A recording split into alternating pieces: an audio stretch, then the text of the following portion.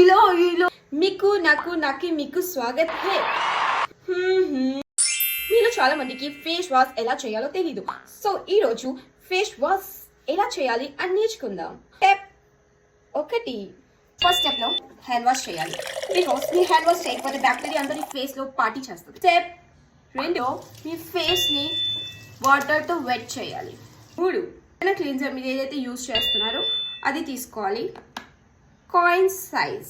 Step 4లో ఏదైతే మీరు cleanser తీసుకున్నారో ఫస్ట్ హ్యాండ్ రబ్ చేయాలి. ఓకే చేసి ఫేస్ మీద అప్లై చేయాలి.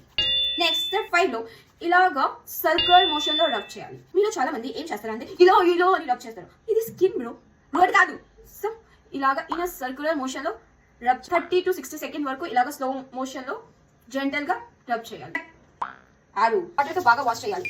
కొంతమంది ఎలా వాష్ చేస్తారంటే క్లీన్జర్ అలాగే ఉండిపోతుంది.